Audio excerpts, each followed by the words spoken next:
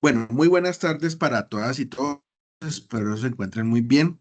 Vamos entonces a dar inicio a nuestra sesión teórica del día de hoy. Recuerden que estas clases siempre quedan grabadas. Yo espero pues que ustedes estén revisando de pronto en las ocasiones que no han logrado conectarse y que cualquier pregunta pues la transmitan a través del chat de WhatsApp o a través del correo institucional o de pronto con Paula en las tutorías que es puesto presenciales o cuando nuestras tutorías presenciales los días miércoles. Ya estamos próximos a dar finalización a nuestro diplomado, entonces espero por favor estén muy juiciosos, muy comprometidos. Ya es como el último empeño. Bueno, voy entonces en estos momentos a permitirme compartir pantalla, eh, pues para que analicemos entonces lo relacionado con la temática en la que terminamos ayer, ¿cierto? Y que, como les dije, nos va a permitir em,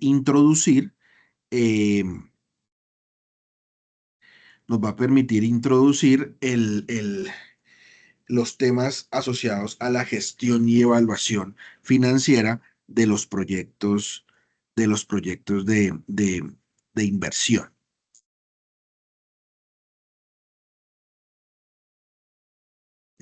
Entonces, esperen, comparto aquí la pantalla. Discúlpenme un momentito. Listo. Bueno, entonces, recuerden que nosotros el día de ayer quedamos revisando estos temas asociados a la proyección de los ingresos y beneficios de los proyectos de inversión, ¿cierto? Ahí fue, digamos, en donde nosotros quedamos el día de ayer. Voy entonces aquí a permitirme colocar esto en grande, pues para que se vea mejor. Y este fue, digamos, como unos ejemplos que dábamos para efectos de entender cómo se proyectan entonces los ingresos y los beneficios de los proyectos de inversión. Ahora bien, resulta que como nosotros debemos identificar diferentes fuentes de financiamiento en los proyectos de inversión, a veces los proyectos contemplan como fuente de financiamiento los préstamos o los créditos. Puede ser también una fuente alterna de financiamiento. Entonces, digamos que en ese sentido, pues vale la pena comprender que si nuestro proyecto contempla como fuente de financiamiento los préstamos, dentro de lo que es la presentación de la ficha del proyecto de inversión, pues tendrá que diligenciarse esa, esa ficha de préstamos. Les voy a mostrar en la práctica cómo es una ficha de la que les comentaba el día de ayer con respecto a la que me facilitó el Departamento Nacional de Planeación y ahí van a encontrar pues a qué se refiere esta ficha del préstamo. Para estos efectos prácticos, esa ficha no la vamos a diligenciar, entonces no es obligatorio que se diligencie para que lo tengan entonces ahí, allí pues presente.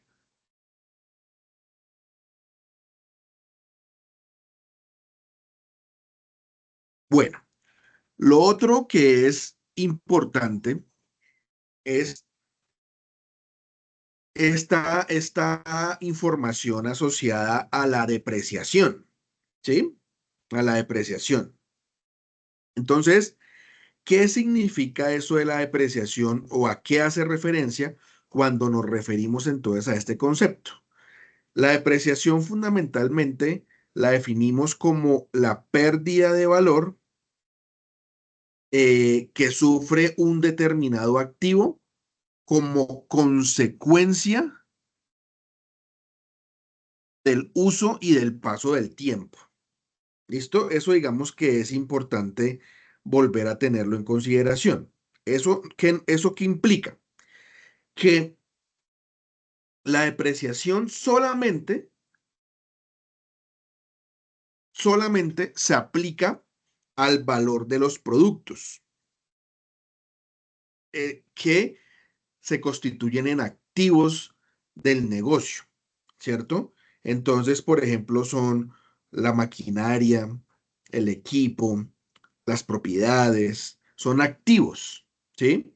Que son propiedad, digamos, del tenedor. Entonces, en ese sentido, eh, la depreciación es justamente ese fenómeno que implica cómo esos bienes que son activos pierden valor en el tiempo. ¿Listo? Pues digamos para que lo tengan entonces allí presente. Ahora bien, pues lo que entendemos como desgaste, deterioro, obsolescencia, es justamente ese concepto asociado a la depreciación. Entonces, pues cuando ejecutamos un proyecto, debemos comprender que los proyectos de inversión, como en la operación, se utilizan activos como maquinaria, como equipos, como me lo mencionábamos anteriormente, pues debemos calcular esa pérdida de valor en el tiempo. Por lo tanto, al momento de calcular la depreciación, debemos conocer cuál es la vida útil del activo. Y esa vida útil del activo está determinada por las normas de contabilidad que se aplican pues en cada país.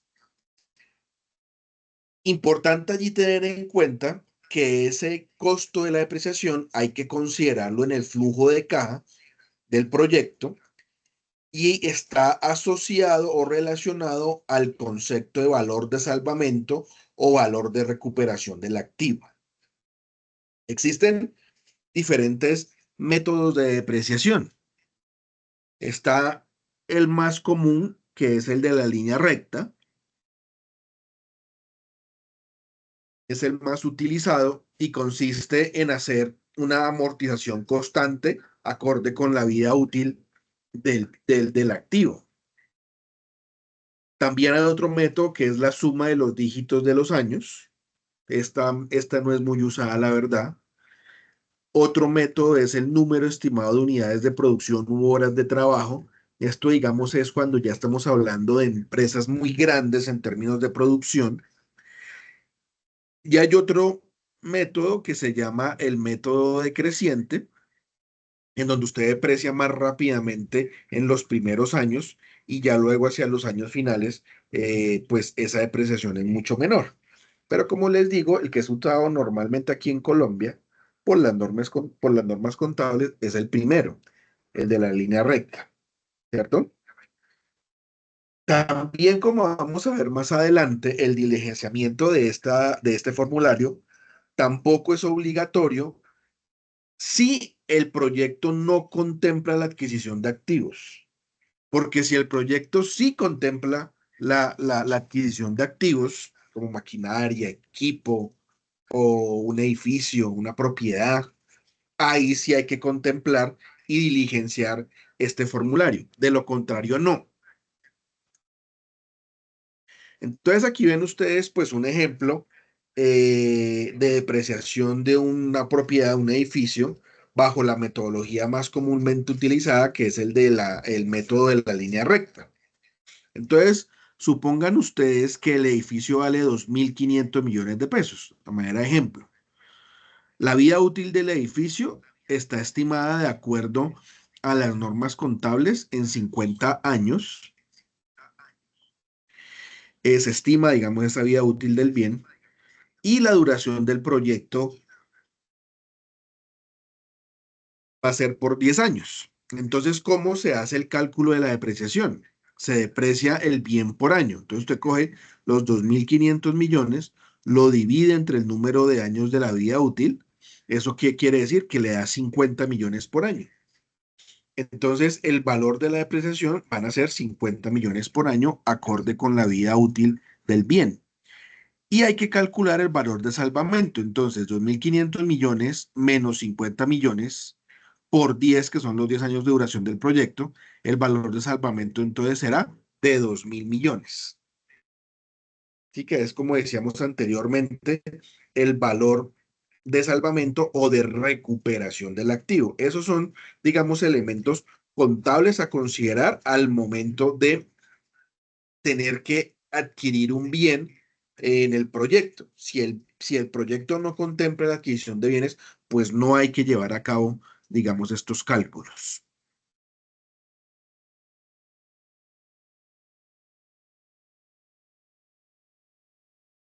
También es importante tener en consideración que aparte pues, del estudio financiero, existe una serie de estudios que también pueden ser necesarios dependiendo del alcance del proyecto. Por ejemplo, está el denominado estudio ambiental. Entonces, ¿qué busca un estudio ambiental? Busca determinar el impacto que puede ser positivo o negativo que puede llegar a tener cada una de las alternativas sobre el medio ambiente, ¿cierto? Entonces,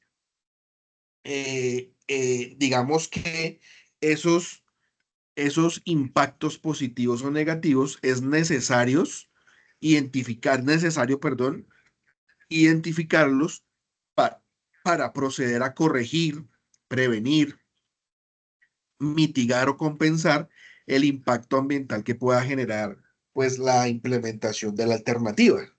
Por eso digamos que es importante reconocer este impacto ambiental. Hay un decreto que es el 2041 del 2014 en el que dice que en aquellos tipos de proyectos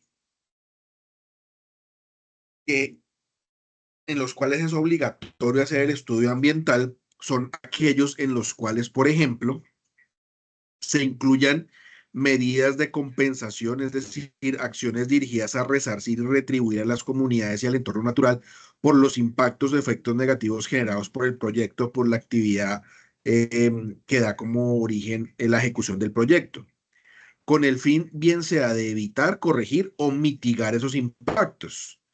Y entonces, todos esos proyectos que generen esos impactos, debe solicitarse que antes de que el proyecto empiece a ejecutarse, se tramite una licencia ambiental. Además, que se cuente con un plan de manejo ambiental. Si no se obtiene la licencia, el proyecto no se puede poner en marcha. Y a pesar de que se cuente con licencia, debe contarse también con un plan de manejo ambiental. Entonces, pues por supuesto que cuando uno va a determinar ya la alternativa de solución y que se va a convertir pues en el proyecto a ejecutar,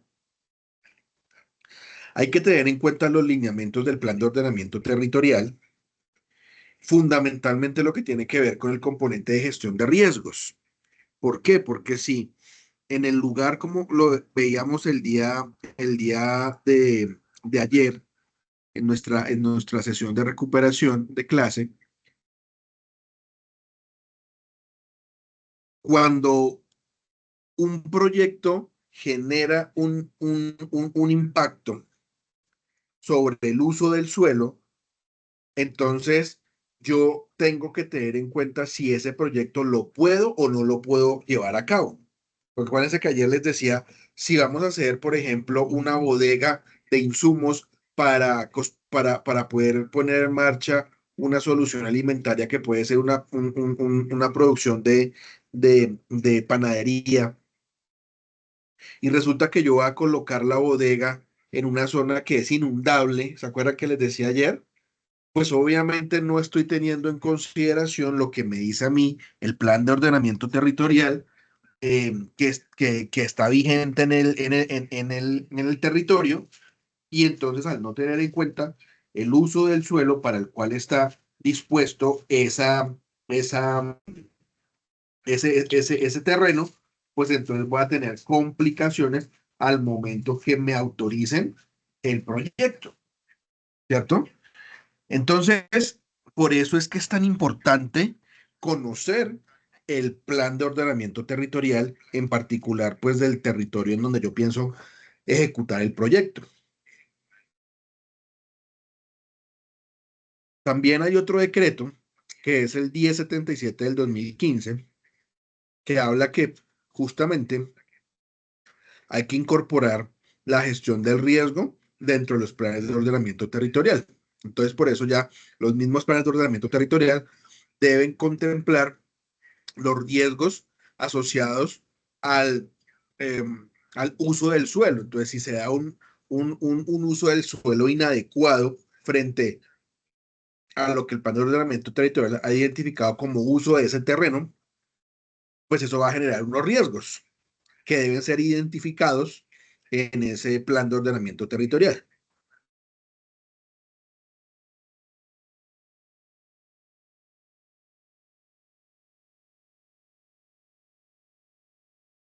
Otro estudio también, básicamente, califica el grado de participación comunitaria a lo largo del ciclo del proyecto. Permite identificar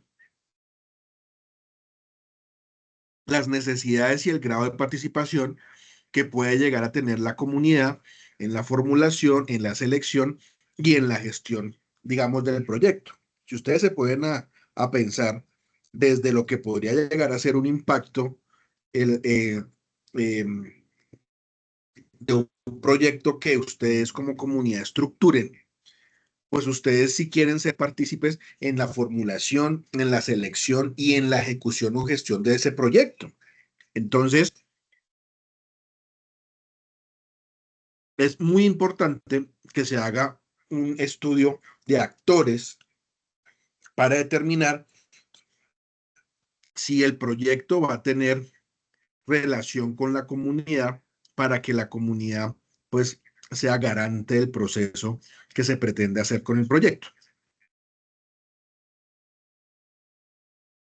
Otro estudio interesante es el estudio institucional, que básicamente implica el análisis de la capacidad institucional pues para poder llevar a cabo el proyecto y hacerle seguimiento al mismo, ¿cierto? Porque si quien va a ejecutar el proyecto no tiene capacidad institucional para llevarlo a cabo y hacerle seguimiento, pues no, muy seguramente el proyecto arranca, pero no termina. Y pues esto es evidente, hay que hacer un estudio legal revisando la compatibilidad que tiene el proyecto con respecto a la normatividad aplicable. Pues porque yo no podré llevar a cabo un proyecto al que pretendo que le asignen recursos públicos si no está cumpliendo con la normatividad vigente. Bueno, entonces vamos a empezar y hablar, digamos que este tema que vamos a empezar a hablar es un tema grueso. Seguramente hoy no lo vamos a terminar de revisar, sino que tendremos que volver sobre él ya la próxima semana.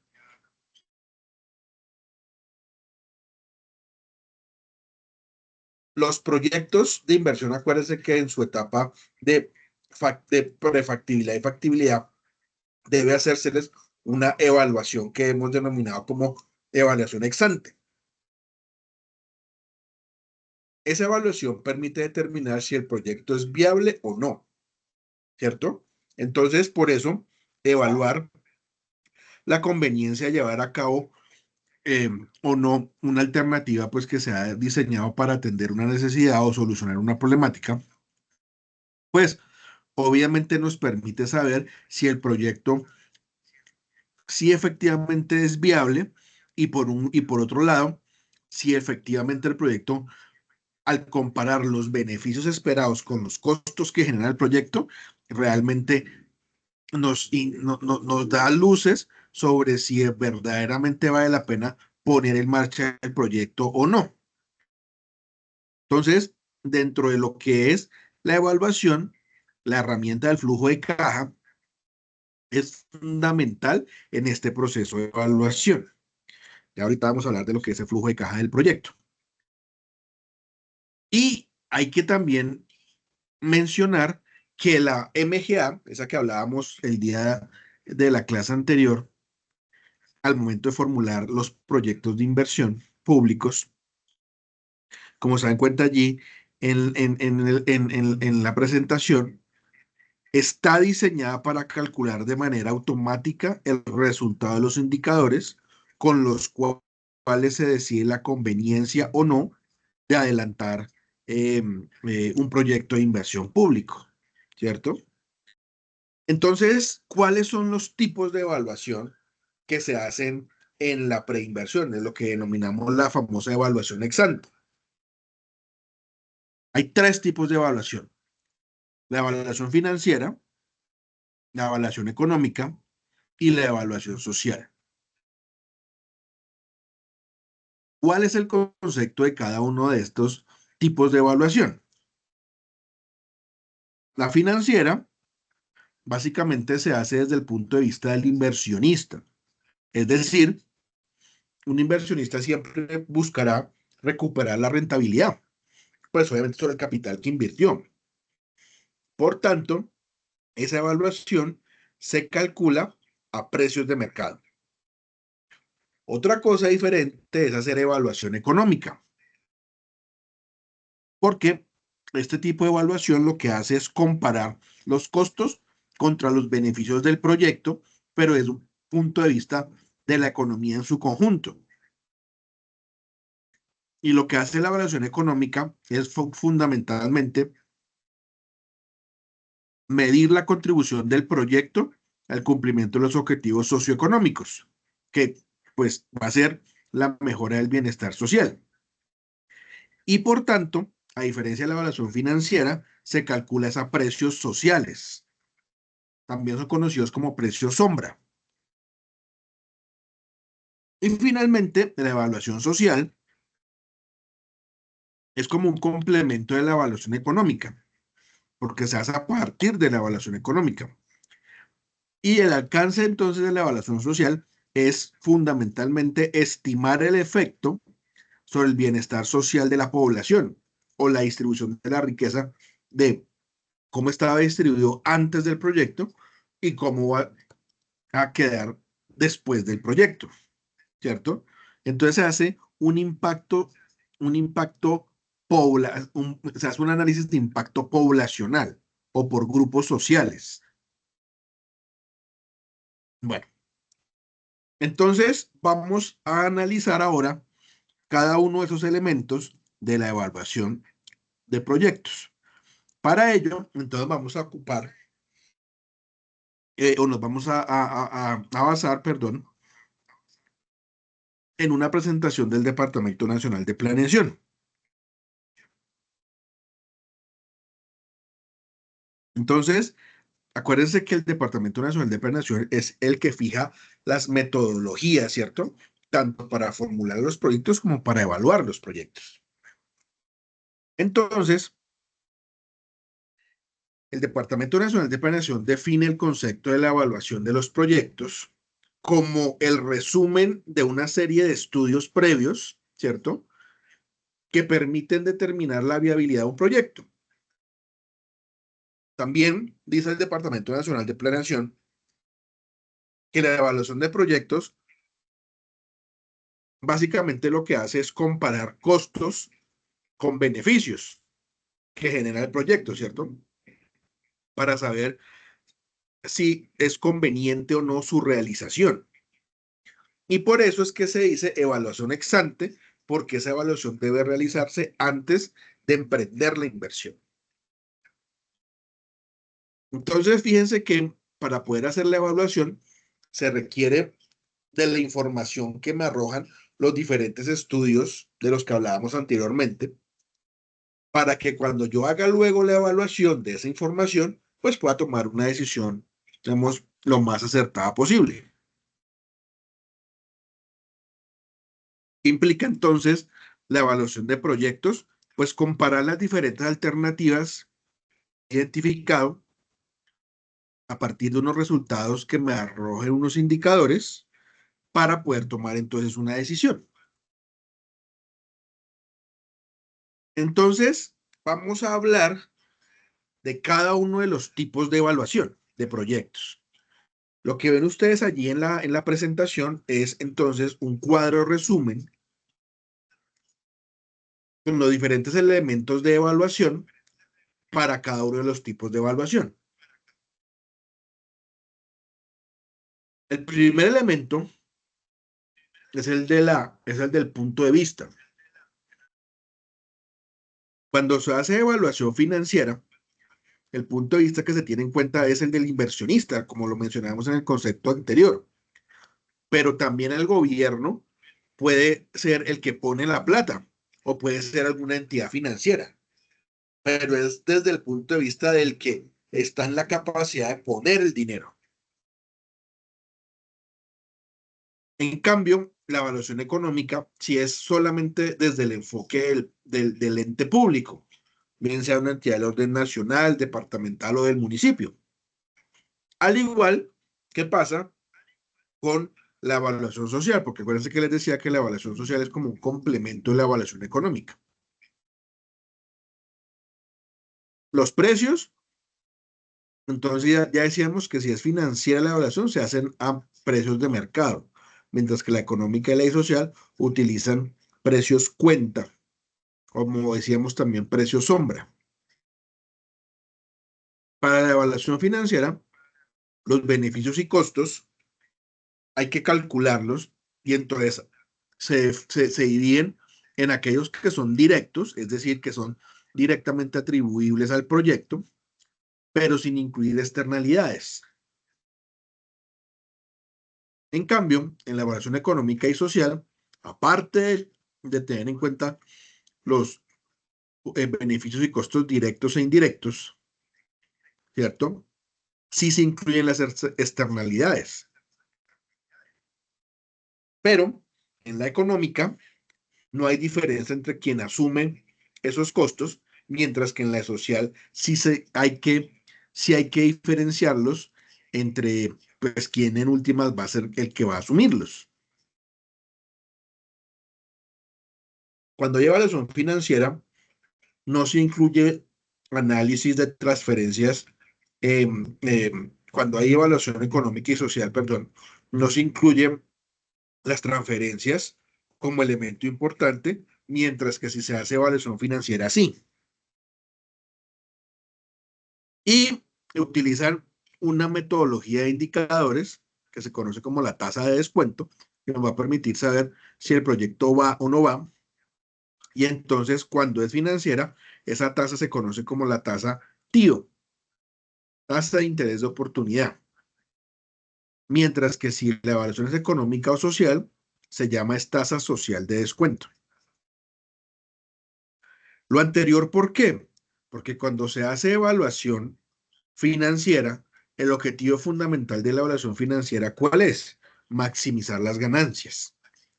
En tanto que cuando usted hace evaluación económica o social, usted lo que hace es maximizar el bienestar desde el punto de vista económico o desde el punto de vista social, pero no desde el punto de vista de maximizar ganancias de un inversionista.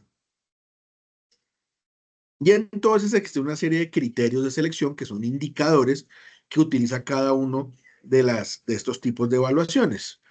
En la evaluación financiera aparecen criterios como rendimiento financiero, valor presente neto, tasa interna de retorno, eh, eh, el costo estimado.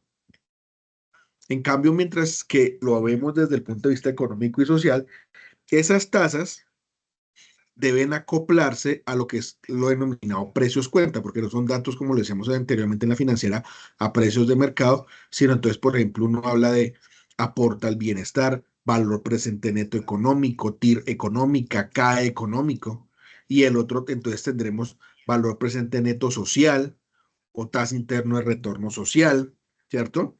Entonces, claro, hay que entender claramente que la evaluación financiera normalmente se hace para proyectos privados, mientras que la económica y la social pues se hace para proyectos normalmente que ejecuta el Estado o el público. Entonces, voy a dejarles un par de minutos ahí en la pantalla este cuadro resumen para que ustedes lo miren un poco, lo analicen Y lo tengan muy presente porque ahora lo que vamos a hacer es empezar a desmenuzar cada uno de estos puntos cuando veamos pues los diferentes elementos de la evaluación para cada tipo de evaluación. ¿Listo? Pero voy a dejarlo ahí como 2 minuticos en pantalla para que ustedes lo miren y digamos como que lo interioricen.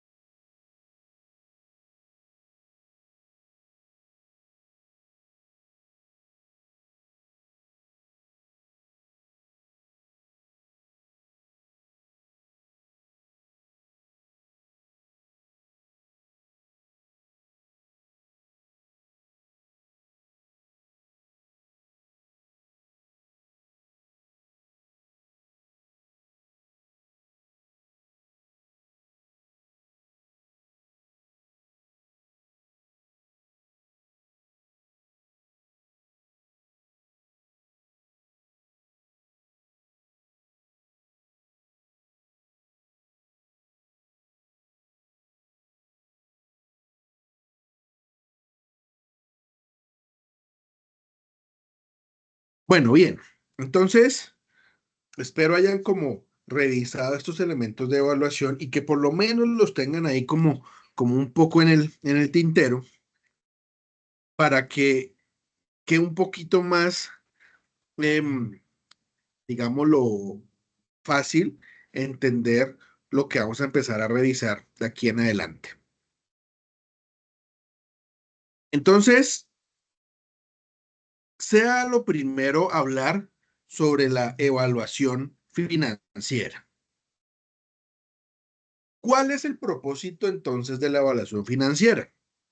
Ya lo hemos definido y hemos dicho que la evaluación financiera identifica desde el punto de vista del inversionista, el que coloca el dinero, cuáles van a ser los ingresos y a su vez los egresos que van a ser atribuibles a la realización del proyecto. Y por tanto, lo que se busca es determinar cuál va a ser la rentabilidad generada por el proyecto. Entonces, por eso, la evaluación financiera básicamente lo que va a hacer es juzgar el proyecto a la luz de la generación de la rentabilidad financiera. Si no hay rentabilidad, pues la evaluación financiera lo que me va a decir es que, que ese proyecto pues no es viable. ¿No es viable para quién? Pues desde el punto de vista del inversionista. ¿Listo? Entonces, por eso uno tiene que identificar claramente cuáles son los alcances del proyecto para poder saber qué tipo de información financiera y qué tipo de evaluación es la que yo debo hacerle al proyecto. Entonces, cuando uno habla de evaluación financiera, hay cuatro aspectos, perdón, que hay que tener en consideración.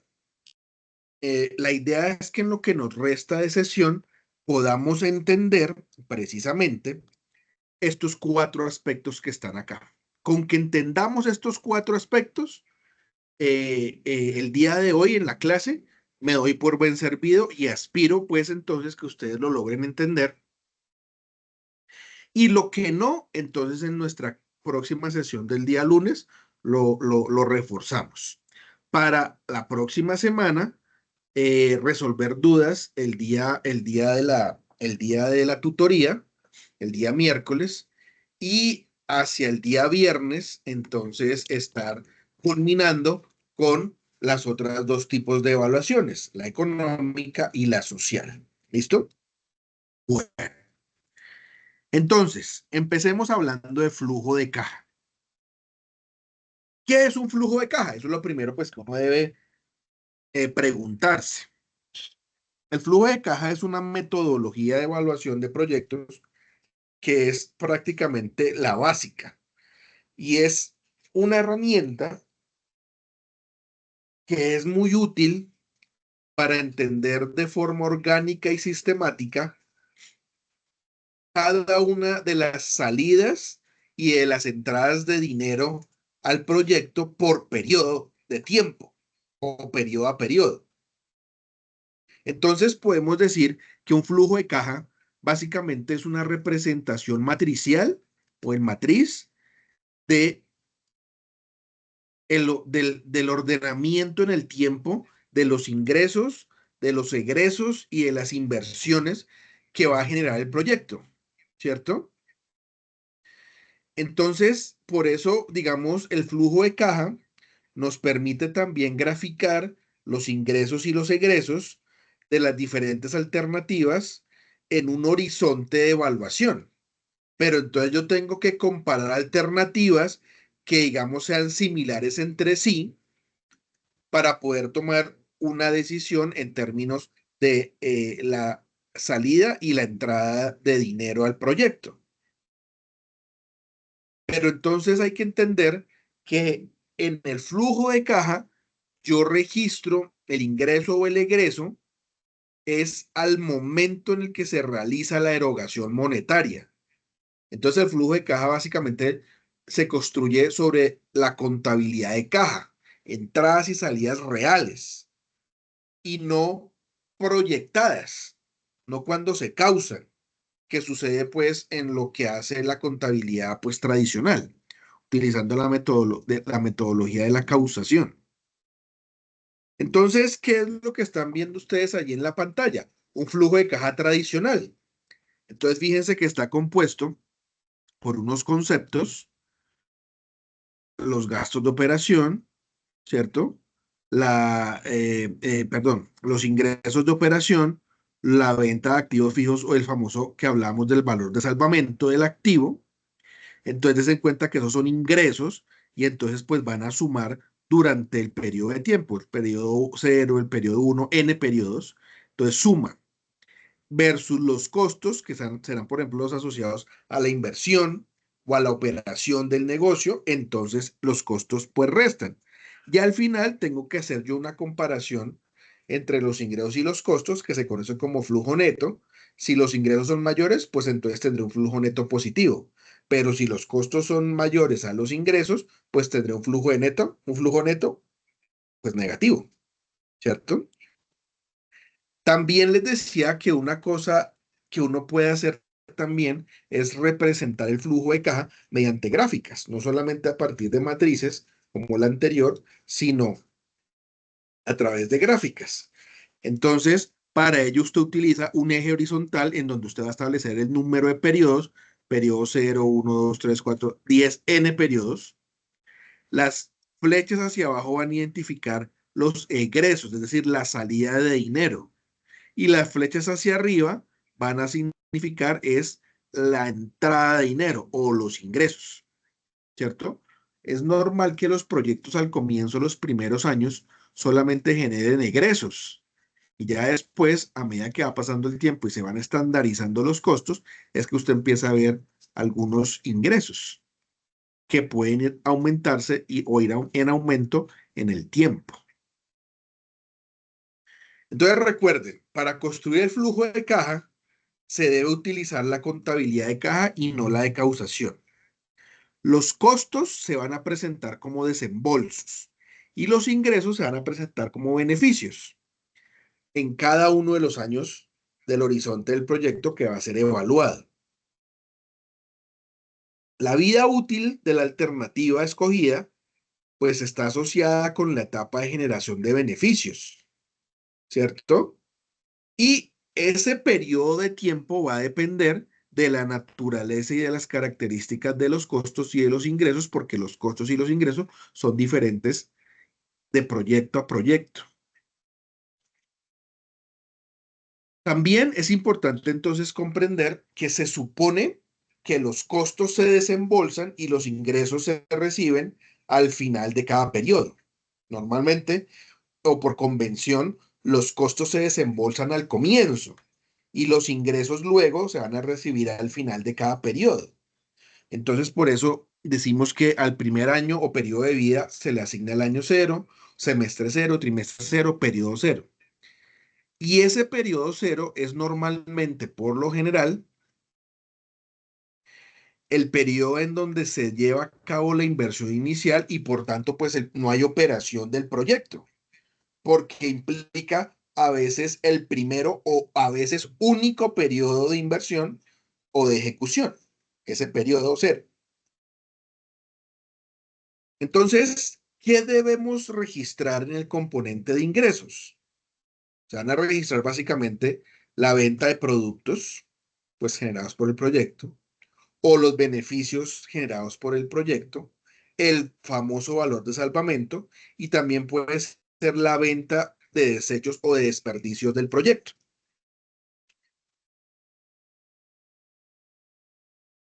Y ojo con lo que dice en la parte de abajo, que es muy importante. El registro se efectúa en el año en que se esperan recibir esos ingresos, independientemente del año en que se causen, en el flujo de caja. ¿Listo? Independientemente del año en que se cause. A su vez, los costos, estamos hablando de los ingresos, a su vez los costos están representados en dos grandes categorías, los costos de inversión y los costos de operación. Los costos de inversión son todas aquellas inversiones que son necesarias para poner en marcha el proyecto. La inversión normalmente se hace en los primeros años o en el primer año. Y los costos de operación son los desembolsos que son atribuibles a la etapa de ejecución o de operación pues, de la alternativa que se escogió. Hay también otros dos conceptos de costos, los denominados costos muertos y el costo de oportunidad. El costo muerto es todo aquel costo que el inversionista pues ya hizo o erogó, pero que nunca va a recuperar. Entonces, por ejemplo, al comienzo, si usted paga a alguien experto para que haga un determinado estudio, pues porque se requiere, por ejemplo, el estudio ambiental, difícilmente esos costos de esos estudios iniciales se pagan y se recuperan. O sea, se pagan, pero difícilmente se recuperan. Y a su vez, ese costo de oportunidad es un concepto que implica eh, el beneficio que genera un recurso en su mejor uso alternativo. Ya ahorita más adelante vamos a entender mejor qué es eso del costo de oportunidad. Entonces, como decíamos que los costos se dividen fundamentalmente en costos de inversión y en costos de operación, pues veamos más en profundidad cada uno de esos conceptos. La inversión o costo de inversión es la magnitud de los activos que se requieren para la transformación de los insumos o la prestación de servicios y determinar cuál es la necesidad de capital de trabajo para poner el proyecto en funcionamiento o en normal funcionamiento. Por eso se dice que los costos de inversión están asociados a inversiones fijas o a inversiones diferidas o a la inversión que se requiere en capital de trabajo y a las denominadas reinversiones. ¿Qué son las inversiones fijas? Aquellas que se realizan básicamente en activos, en bienes intangibles, terrenos o compra de terrenos, construcciones civiles, maquinaria, equipo, muebles, vehículos, edificios, ¿sí? Son activos fijos. En cambio, las inversiones diferidas son aquellas que implican la compra de servicios o de algunos derechos que son necesarios para la puesta en marcha del proyecto. Entonces, por ejemplo, lo que les mencionaba anteriormente, un estudio técnico, un estudio jurídico, gastos de organización, gastos de montaje, ensayos, uso de patentes, ¿cierto? Entonces, esos son gastos que se van programando en el tiempo, que van sucediendo en el tiempo a medida pues que se van generando esas necesidades. El capital de trabajo es esos costos de inversión que corresponden al conjunto de recursos que se necesitan en forma de activos corrientes para la operación normal del proyecto. Es decir, no tiene que determinar cuánto es lo mínimo con que yo puedo operar el proyecto, un valor mínimo con el que yo puedo operar el proyecto. Si yo no cuento con capital de trabajo, pues no podré poner en marcha el proyecto. Y las famosas reinversiones son aquellos costos que se realizan por el agotamiento de los activos fijos. Por ejemplo, decíamos que las inversiones fijas pueden ser la compra de maquinaria o de equipos. Entonces, si yo tengo, por ejemplo, un equipo portátil, un computador portátil, cuando ese computador portátil ya empieza a molestar, ya por el tiempo, por los años, empieza a no funcionar de manera pues rápida, sino se pone muy lento, pues ese es el momento en que ya hay que empezar o repotencializar ese equipo, no sé, mandarlo a mantenimiento y que le amplíen la memoria, por ejemplo, o definir y decir, no, ¿sabe qué? Ya ese computador cumplió su ciclo, pues ya se agotó, ya es obsoleto, pues llegó el momento de adquirir nuevos activos, activos fijos. Y ojo que aquí hay también otra cosa que se anota en la parte de abajo importante. Los costos de inversión no son deducibles de impuestos directamente.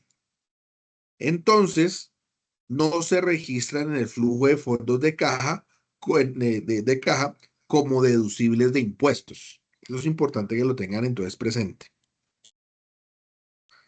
Hablemos ahora entonces de los costos de operación. Los costos de operación son también desembolsos o erogaciones, pero se hacen con el fin de adquirir insumos u otros, digamos, artículos necesarios para pues, el ciclo productivo o la operación del proyecto. Se registran al momento del desembolso, apenas usted paga por ellos. Entonces, a estos costos de operación están asociados los denominados costos de fabricación o de producción, los gastos de administración o los gastos de promoción o de ventas. Entonces, por ejemplo, los costos de fabricación o producción son los que están vinculados directamente con la elaboración del producto o la prestación del servicio. Por eso se llaman de fabricación o de producción. Los de administración, pues básicamente pues son todos los costos administrativos que se requiere pues, digamos desde el punto de vista organizacional, pues para poder poner en marcha y mantener el proyecto. Y el denominado gasto de promoción o de ventas, pues son todos aquellos gastos en que se incurre por el desarrollo de actividades de comercialización de los bienes o servicios producidos. Entonces, si usted está produciendo pan, pues tendrá que incurrir en gastos para promocionar su negocio para que le compren el pan. Eso es a lo que se refiere el tema de costo de promoción o de ventas. Hay otro concepto que también es importante y de una vez aquí se aclara, y es el denominado costo de oportunidad de recursos utilizados por el proyecto, costo de oportunidad, que decíamos es el valor o beneficio que genera un recurso en su mejor uso alternativo. Entonces, si el costo de oportunidad de un insumo, por ejemplo, que se usa en el proyecto, es diferente a su precio de adquisición, entonces en el flujo de caja se debe valorar según el primero, es decir, según el costo de oportunidad y no el precio de adquisición. Entonces, eso que uno sacrifica en el ingreso representa lo que se denomina como costo de oportunidad.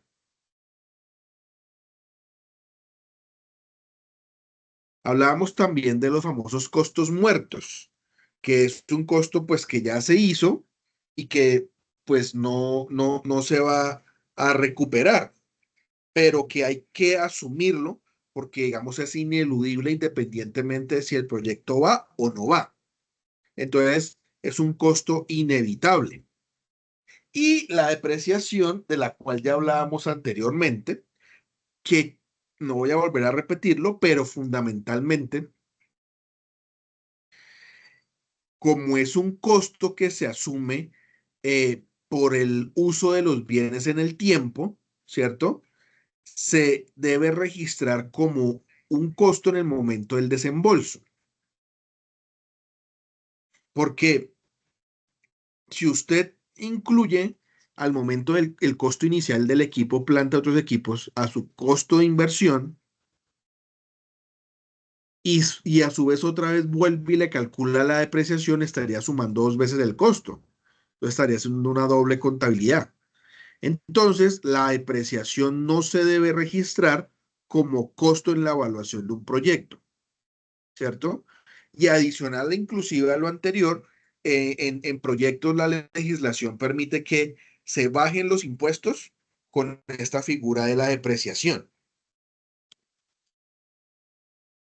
Finalmente, el valor de salvamento, pues es el dinero que yo aspiro que puedo recibir por un equipo al final de su vida útil, ¿cierto? Y se contabiliza claramente como un ingreso en el flujo de caja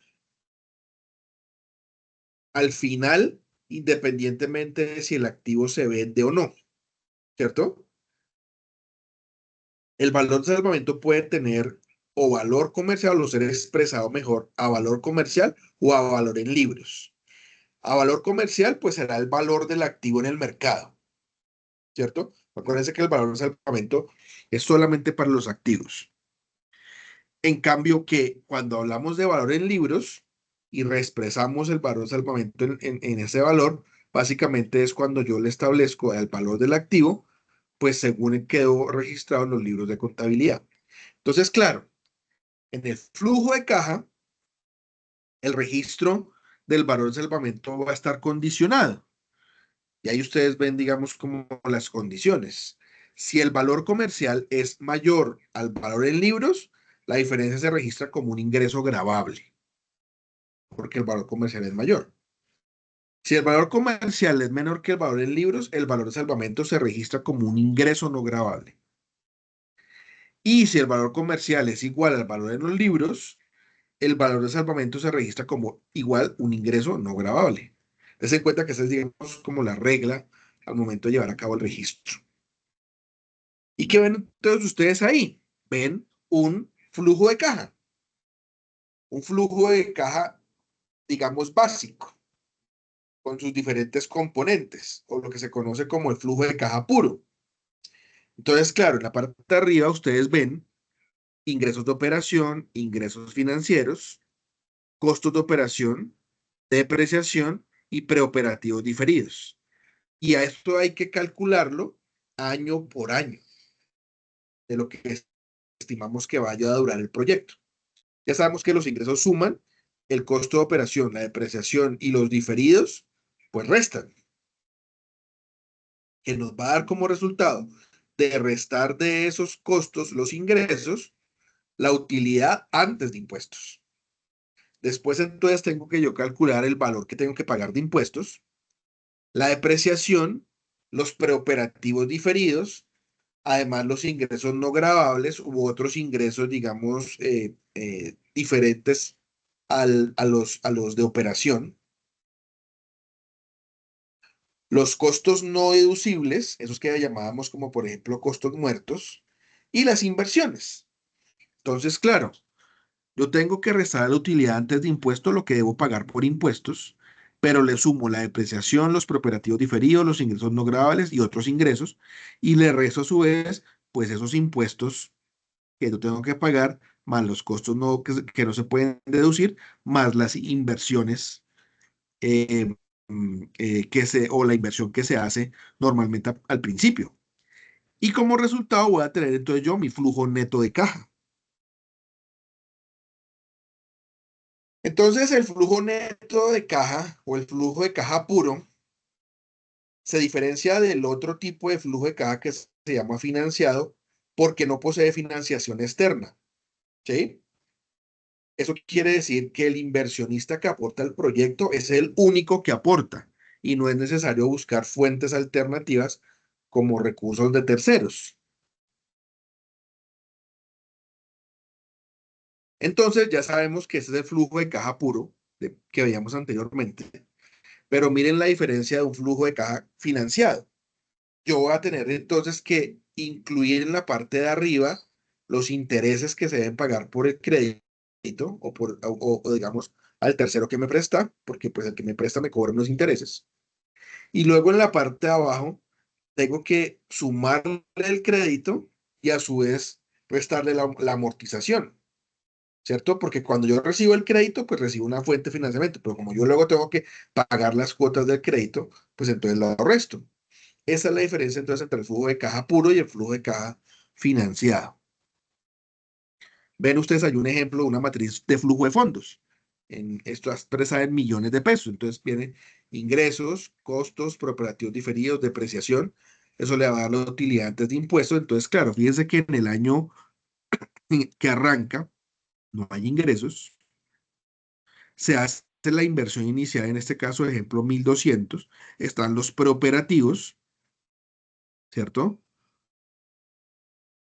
Y entonces el flujo neto. Entonces, 1.200, 1.300, pues 1.500. Ese es en el año cero. Como les decía, ese año normalmente es un año en el que, pues, eh, básicamente no se reciben ingresos, sino solamente gastos. Luego, entonces ahí sí ya aparecen a partir del siguiente periodo de tiempo los ingresos, los costos, los operativos y así sucesivamente.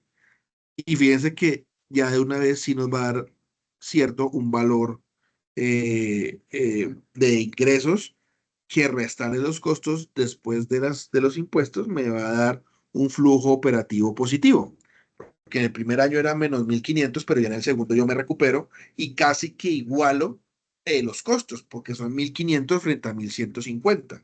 Y a medida que va aumentando el tiempo, des en cuenta que se aspira que el flujo neto también vaya aumentando. 1.670, 2.190, ¿cierto? Bueno, bien. Eso es el flujo de caja. Hablemos del otro aspecto, el costo de oportunidad del dinero. Entonces, lo primero que hay que entender es que esta metodología se utiliza sin tener en cuenta la inflación. Entonces, se hace bajo un supuesto inicial que es un escenario sin inflación. Hay que entonces comparar los diferentes flujos de caja para determinar las preferencias. Fíjense que pueden haber tres alternativas. La inversión inicial son 100 pesos, 100, 100, 100 de 50. Pero la alternativa uno, entonces, a partir del primer periodo, empieza usted a recuperar 40, en el segundo 40, en el tercero 40 y listo, se acabó, ¿cierto? Pero empieza a partir del año 1. La alternativa 2 son los mismos 100, pero fíjese que entonces los periodos pasan de 3 a 4. En el primer periodo yo recupero o genero 30, en el segundo 30, en el tercero 30, en el cuarto 30. Y entonces, digamos, esos son los flujos positivos del negocio o del proyecto. Y finalmente la alternativa 3, fíjense, se demora mucho en recuperar la inversión y solamente hasta el año 2 es que se empieza a ver los beneficios del proyecto. Conclusión, siempre se va a preferir mayores ingresos y menores egresos, ¿verdad? También siempre se va a preferir recibir los ingresos lo más pronto posible y pagar los costos lo más tarde, ¿cierto? ¿Y cuál es la razón de esas preferencias? Pues lo que se denomina como costo de oportunidad del dinero. Entonces, el costo de oportunidad del dinero representa pues lo que el inversionista deja de ganar por haberlos invertido en el proyecto, comparando diferentes alternativas de proyectos similares. Entonces, para calcular o determinar el costo de oportunidad del dinero, se utiliza algo que se conoce como la tasa de interés de oportunidad o TIO. Y este costo de oportunidad del dinero es necesario tenerlo en cuenta en la evaluación de los proyectos. eh, y para poder hacerlo hay que recurrir a una serie de, digámoslo, elementos de matemáticas financieras.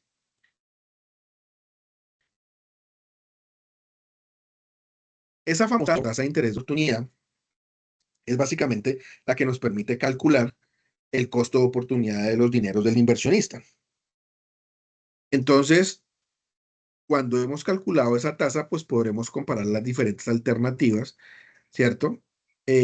Pues a determinar o evaluar por el inversionista. ¿Listo? Entonces existen como tres, digámoslo así, como tres alternativas o tres momentos necesarios para poder calcular esa tasa de interés de oportunidad. Lo primero es identificar los rendimientos alternativos. Entonces, básicamente lo que uno hace ahí es determinar los rendimientos generados por las alternativas que están al alcance y gusto del inversionista. Entonces, la TIO dependerá, pues, por un lado, el capital total que invierta o que ponga el inversionista, pero también dependerá del tipo de proyecto como tal.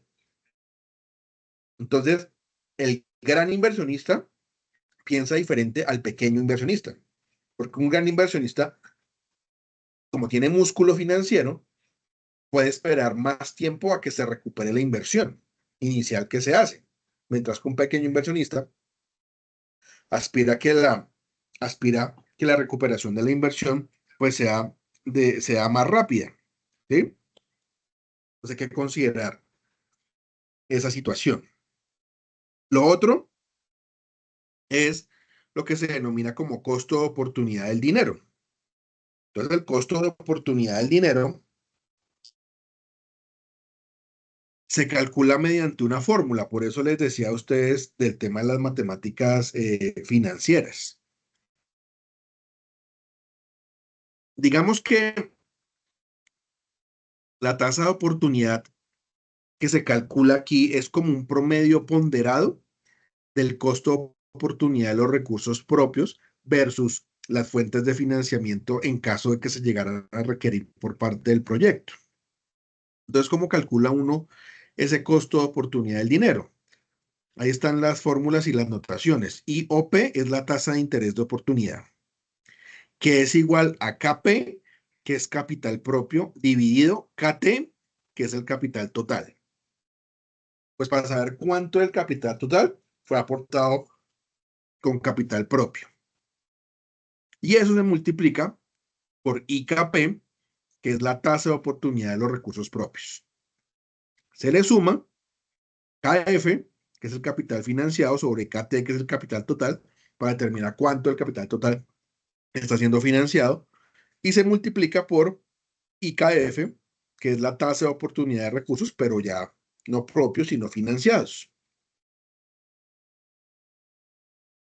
Y entonces uno puede decir que la tasa de interés de oportunidad, en ese sentido, pues debe reflejar tanto el costo de oportunidad del capital como el nivel de incertidumbre o de riesgo asociado al proyecto,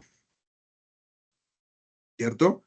Entonces, esa tasa de interés de oportunidad, al momento de calcularla, también se puede tener en cuenta elementos como el nivel de liquidez que va a tener el proyecto. Por ejemplo, la tasa de interés de oportunidad se puede expresar también como IKP, que es la tasa de oportunidad con recursos propios, más IR, incrementos por riesgo, más incrementos por liquidez. No obstante, utilizar, digamos, como este método, tiene un problema. ¿Y cuál es el problema? Que normalmente uno tiende a asignar un castigo al riesgo y un premio a la liquidez, ¿cierto? Pues a través de la tasa de interés de oportunidad. Pero eso hace que el proceso de evaluación no sea del todo transparente, porque afecta a todos los ingresos y a todos los egresos por igual. Entonces, no diría, la TIO debería ser más bien como un indicador de la rentabilidad, pero para comparar alternativas que sean digamos, similares, para que al momento de hacer el análisis de riesgo, pues no se generen como incertidumbres. Hay unos indicadores de evaluación dentro de la metodología de evaluación financiera. Esos indicadores, básicamente, como su nombre mismo lo dice, al momento de medirse nos están dando una información sobre cómo va avanzado el proyecto. Los indicadores de evaluación pueden ser indicadores de rentabilidad, indicadores costo-eficiencia o costo mínimo.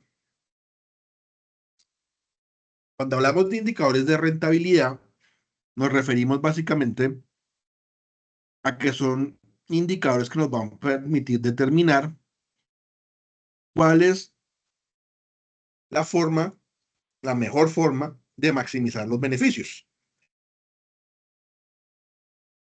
Pero por supuesto que para poder utilizar esta metodología, pues uno debe conocer muy bien los ingresos y los costos del proyecto, pero a su vez, esos eh, ingresos del proyecto deben ser medidos en unidades y en valores de manera monetaria o de modo monetario.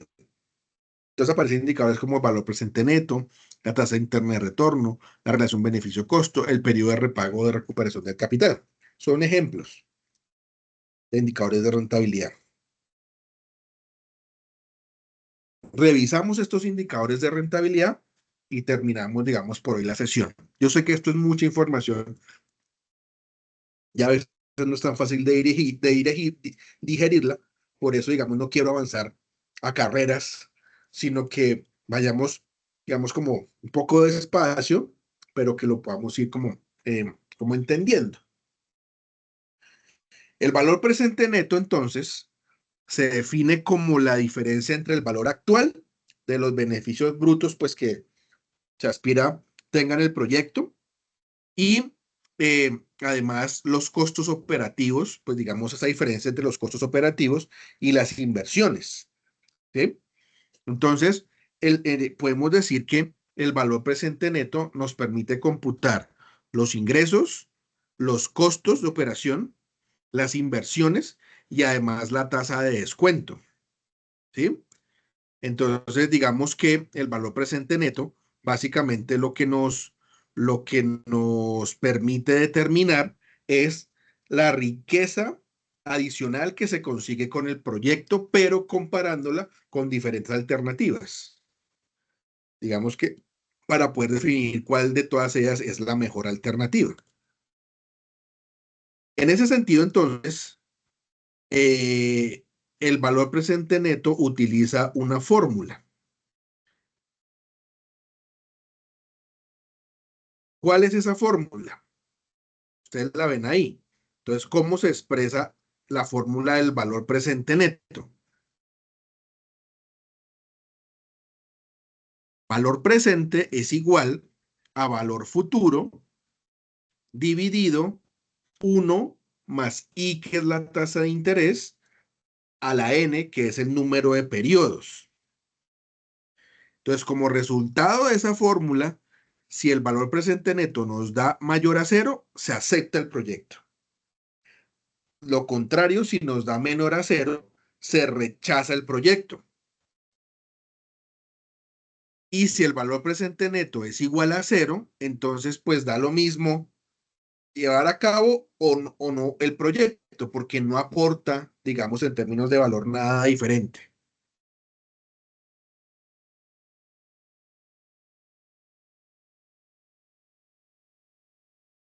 Entonces, esta metodología del valor presente neto o este indicador lo vamos a usar sí y solo sí vamos a comparar proyectos o alternativas de proyectos que tengan igual duración. No se utiliza entre proyectos que tengan diferentes vidas útiles. Eso es importante.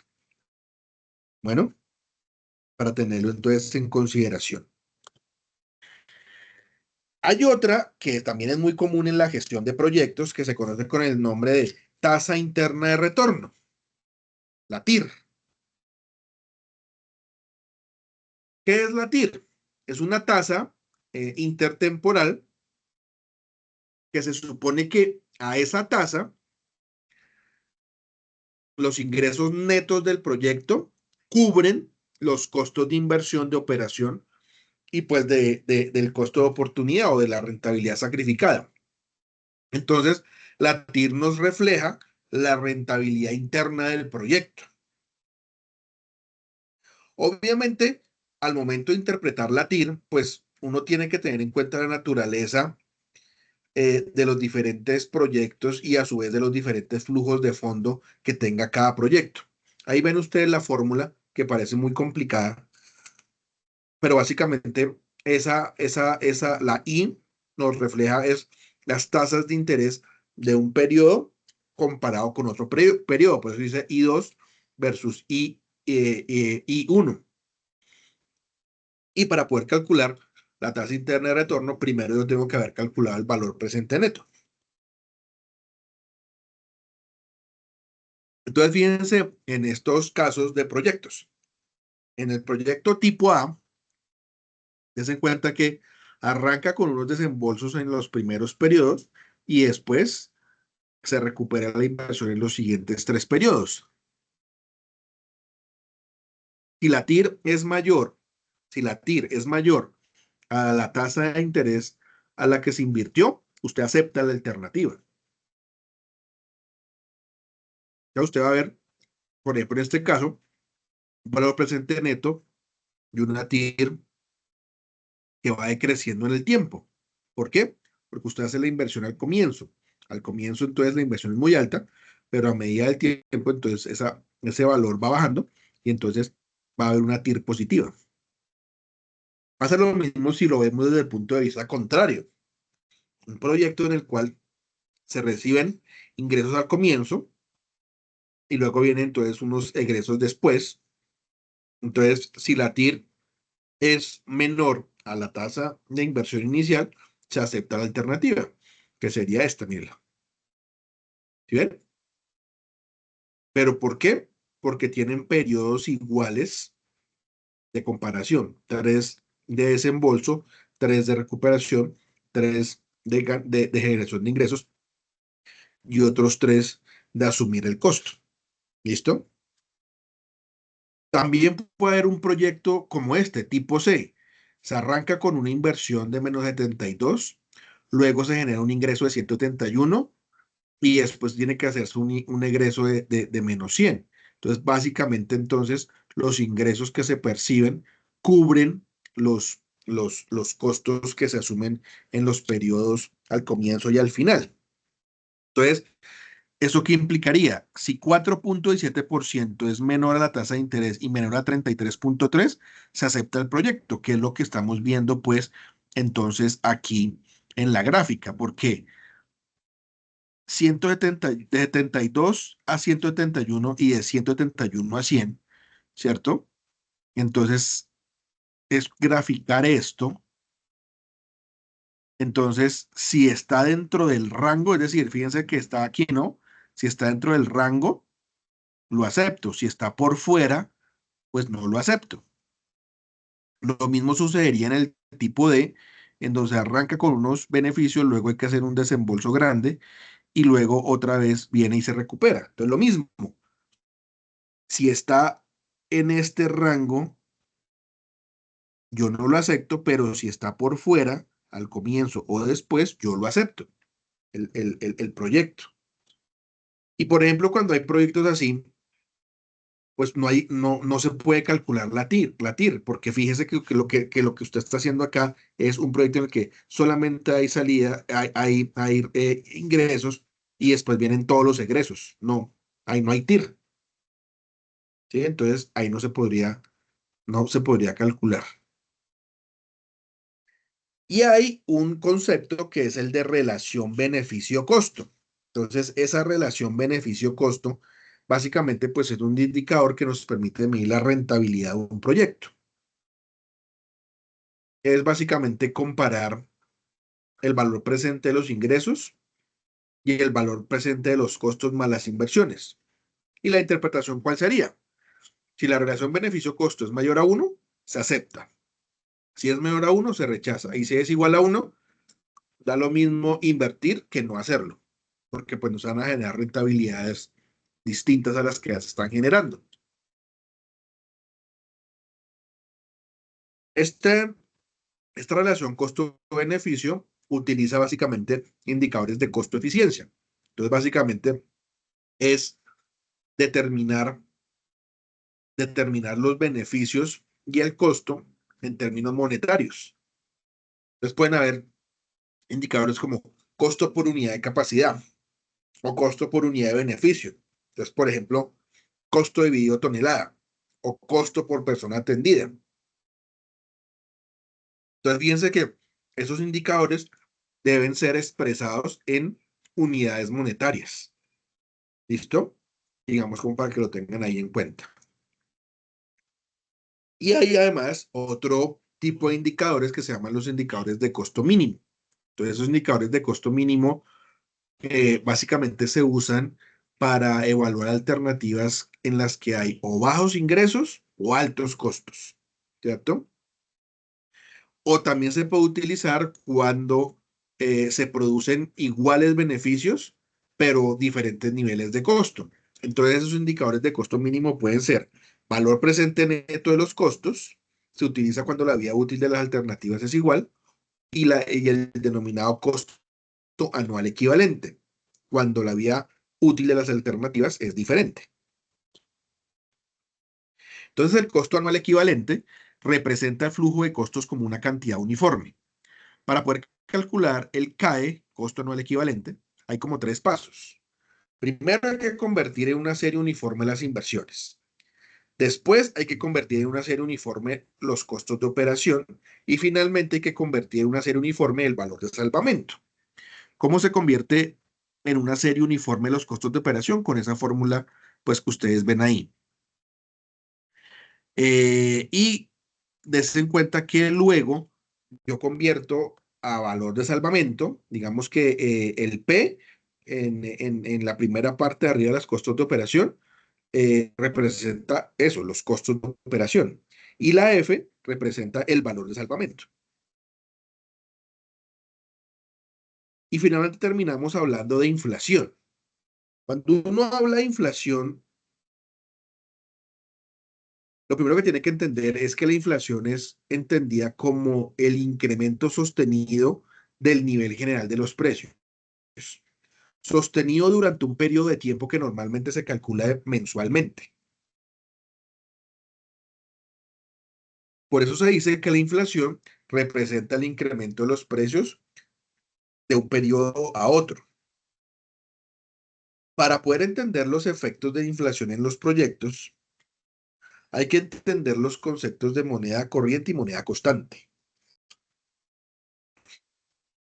¿Qué es la moneda corriente? O expresar el valor del dinero en moneda corriente es expresarlo en valores de cada año, ¿sí? Porque es evidente que los 100 pesos de hoy no van a ser los mismos 100 pesos dentro de 5 años, o los de hoy no son los mismos de los que fueron hace 5 años. Entonces, cuando están expresados en moneda corriente o valores corrientes, es con el precio que costó en cada año.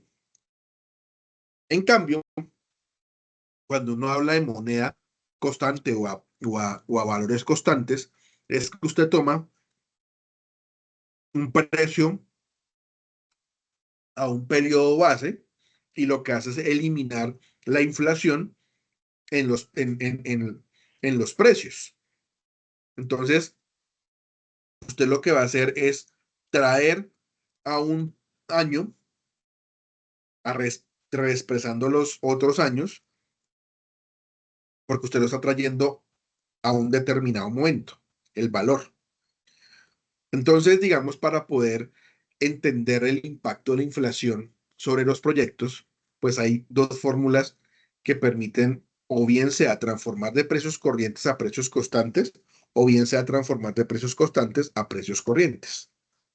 Para transformar de precios corrientes a precios constantes, fíjense, usted tiene que tomar el precio del periodo N, digamos, acuérdense que precios corrientes es a precio de ese año y lo divide entre uno más T, donde entonces PN va a ser el valor monetario expresado en la moneda del año de cada año y T va a ser la inflación anual promedio.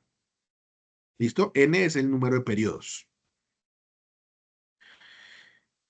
Y entonces, ¿esto qué significa? Esta fórmula significa coger el valor monetario expresado en el año en el que usted lo está calculando, dividido entre pues, la serie de cada uno de los años. 1 más t cero o periodo cero por 1 más t periodo uno por 1 más t periodo 2, etcétera, etcétera, etcétera. El número de periodos que se esté utilizando en la serie. Y para pasar pues de precios constantes a precios corrientes, entonces tomo el valor monetario expresado en moneda del año cero, porque acuérdense que tengo que tomar el del año en que voy a tomar como referencia. Lo multiplico 1 más t a la n, que es lo mismo que expresarlo en valor monetario expresado en moneda del año cero por 1 más t del periodo cero por 1 más t, más t sub 1 más 1 más t sub 2 y así sucesivamente n en el tiempo. Entonces depende de lo que yo quiera calcular. Ahora, como yo estoy utilizando la metodología de flujo de caja, usted puede calcular el flujo de caja en cualquiera de las dos o expresarlo en cualquiera de los dos valores, o el moneda corriente o el moneda constante, ¿sí? Eh, si se trabaja en moneda corriente, ojo que es lo importante, la tasa de descuento debe ser la tasa de interés corriente o nominal. Si se trabaja en moneda corriente, es decir, en valor de cada año. Por el contrario, si se trabaja en moneda constante, la tasa de descuento debe ser la tasa de interés real. Y entonces fíjense cómo uno puede convertir de tasa corriente a tasa real. Uno más tasa corriente o tasa de interés corriente es igual a uno más T, donde T es la tasa de inflación, por uno más tasa de interés real. Entonces fíjense esto, este ejercicio o este ejemplo. Si nos dan si nos dan o nos expresan en pesos corrientes una tasa corriente igual a 30% y una tasa de inflación del 20%, ¿cuál es la tasa de interés real? Mírenlo un poquito con detenimiento y se darán cuenta que es muy sencillo. Lo único que tenemos que hacer es despejar esta fórmula. Es sencillo en realidad. Échenle ahí, échenle ahí una pequeña valoración y ya les digo entonces cómo se resuelve.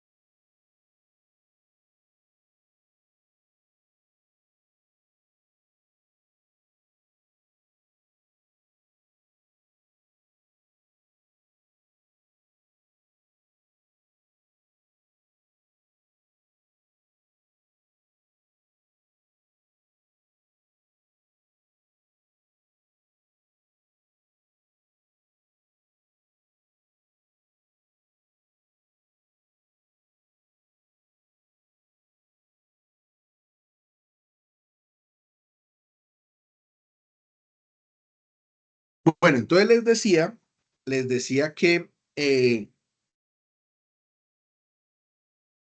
poder resolver esa fórmula implica entonces pues hacer unos cálculos muy sencillos. Yo ya entonces desarrollé la fórmula que básicamente entonces uno toma uno, ¿cierto? Este uno que está aquí, pues corresponde a este uno que está acá, uno, ¿verdad? Más, dice tasa de interés corriente, ¿cierto? Tasa de interés corriente. Entonces, nos dicen en el ejercicio que la tasa de interés corriente es 30%. Entonces, por eso, 0,30. Luego dice igual a uno, que es este uno de acá, más T, que decíamos que T es la tasa de inflación y nos dicen que es del 20%, entonces uno más 0,20 por uno más tasa de interés real, que es lo que tenemos que calcular, uno más tasa de interés real. Entonces, claro, uno más 0,30, ¿cierto? Que es esto, este que está aquí multiplicando lo paso a dividir, entonces por eso dividido uno más 0,20 igual a uno más tasa de interés real. Y desarrollo, uno más 0,30, pues 1,3 dividido uno más 0,20 igual a 1 tasa de interés real. Entonces, 1,3 dividido 1,2, 1,2, 1,3 dividido 1,2 es igual a 1,0833, igual a 1 más tasa de interés real. Este 1, entonces luego lo paso al otro lado a restar 1,083 menos 1 es igual a la tasa de interés real. Y al hacer esta resta, pues me da 0,083, que expresándolo en porcentaje, pues es 8,33. Entonces, la tasa de interés real es igual a 8,33%.